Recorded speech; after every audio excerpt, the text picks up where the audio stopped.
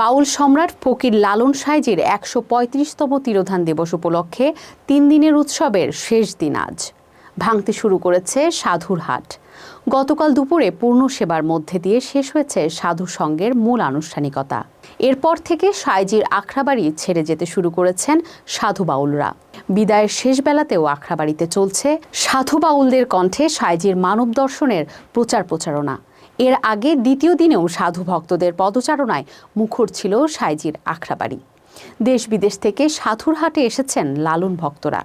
খণ্ড খণ্ডভাবে আসন গেড়ে বসে বিভিন্ন গান পরিবেশনার মধ্যে দিয়ে চর্চা করছেন লালন মতবাদ।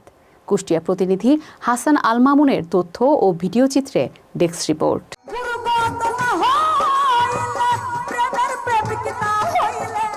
গেল ১৭ অক্টোবর থেকে শুরু হয়েছিল আধ্যাত্মিক গানের স্রষ্টা ফকির লালন সাঁইজির ১৩৫তম তিরোধান দিবস উপলক্ষে কুষ্টিয়ার ছেউরিয়ায় ৩ দিনের লালন উৎসব।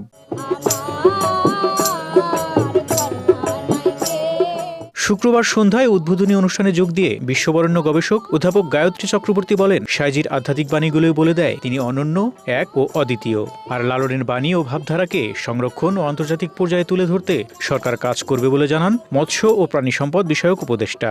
আমি নিজে যেটুকু লালনকে ধরতে পেরেছি, কেন এটা পড়ার চাইতে ওই যে গান গাওয়া, এইভাবেই সাহিত্যের মধ্যে তো নিজেকে ফেলে দিতে হয়, ওই যে ডুবে যাওয়া, নিমজ্জিত, তাতে আমার মনে হয় যে উনি অনন্য।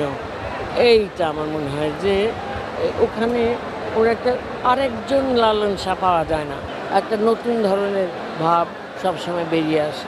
লালনের গান আসলে সংরক্ষণ করা আমাদের ভবিষ্যৎ প্রজন্মের জন্য, এমনকি আমি মনে করি আন্তর্জাতিক পর্যায়ে পৌঁছে দেওয়া খুব জরুরি। কারণ আন্তর্জাতিকভাবে অনেকের সাধকদের কথা আমরা জানি, ভারতের অনেক সাধকের কথা জানি, এই উপমহাদেশে আরও অনেক সাধকের কথা জানি, কিন্তু লালনের কথা হয়তো অনেকে জানেন না। আমরা চাই যে লালনকে আন্তর্জাতিক পর্যায়ে নিয়ে যেতে। উৎসবে এসে লালন ভক্তরা বলছেন, সাঁইজির দর্শনের সত্যতা ও গভীরতা সঠিকভাবে ধারণ করতে পারলেই সমাজ থেকে দূর হবে হিংসা, বিদ্বেষ, হানাহানি। অনেক ভালো লাগতেছে। অন্যান্য বছরের তুলনায় এবছর অনেক বেশি মানুষের সমাগম, এবং সবচেয়ে বড় ব্যাপার ধর্ম বর্ণ সবশেষে মানুষই যে পরম ধর্ম সেটাই প্রমাণ। মানুষের মধ্যে মানুষের ভালোবাসা, মানুষের মধ্যে মানুষের সেবা, এটাই তিনি তার গান এবং অন্যান্য জিনিসের মধ্যে প্রমাণ করে গেছে। এজন্য মানুষকে ভালোবাসতে হবে, মানুষের সেবা করতে হবে। এই যে একটা গান আছে না যে মিলন হবে কতদিন, জাস্ট ওই গানটা আমার মোস্ট ফেভারিট গান। তো ওইটার থেকে আর কি লালনের প্রতি একটু আকৃষ্টতা আছে। রাজনৈতিক যে সমষ্টিগত কালচার, এগুলো যে সমস্যা, এইরকম যদি সাংস্কৃতিক মানুষ হয়, এ দেশটা একটি উর্বরশীল এবং ভালোবাসার একটি প্রেমে একটি আধুনিক বাংলাদেশ হবে। শেষ দিনেও লালনের ভক্ত অনুসারীদের পদচারণায় মুখরিত সাঁইজির আখড়াবাড়ি। বিদেশিরাও মজেছেন লালন প্রেমে, লালন দর্শনে খুশি তারা।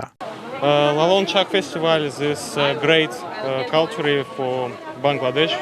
We have great culture that's very interesting for foreign people. A lot of foreign people come this place. This very great festival, very interesting for me. Very nice, very friendly people. Thank you very much. Yes, I'm just I don't know. I'm not too many days here in Bangladesh, so for me it's something new.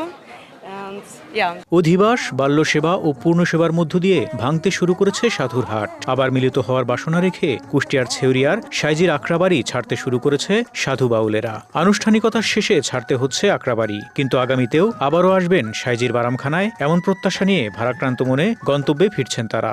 আমাদের যখন এই বিদায়ের একটা ঘণ্টা বাজতে যাচ্ছে, আমাদের অন্তরে সত্যিকারের একটা বেদনা, এবং আমরা যে এইখান থেকে যতটুকু চাওয়া পাওয়ার আমরা সেবার, এই সেবাটা যেন আমরা যতদিন এই প্রাণ পাখিটা থাকবে, আমরা যেন পাখির এই সাঁইজির সেবা করে যেতে পারি এবং মানুষের মধ্যে যেন সত্যটা প্রচার করতে পারি। সাঁইজির ধামে যে আমরা আসছিলাম অনেক আশা নিয়ে, হাসতে হাসতে, এখন যেতে হবে কান্তি কান্তি।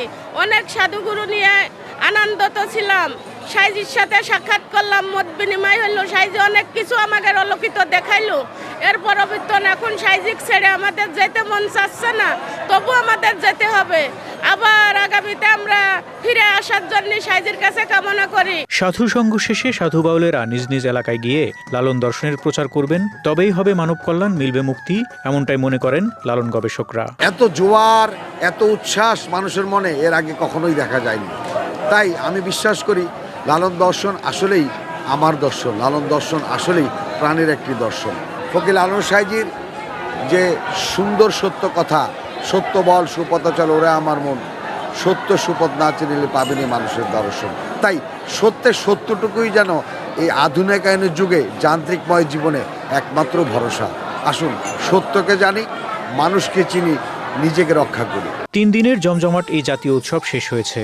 সাধু বাউলেরা ফিরছেন নিজ গন্তব্যে। তবে আগামীতে আবারও আসবেন সাইজির বারামখানায়, গাইবেন সাইজির আধ্যাত্মিক গানগুলো। লালন দর্শনে আবারও মুখরিত হবে কুষ্টিয়ার ছেউরিয়ার আখড়াবাড়ি, এমনটাই প্রত্যাশা সবার।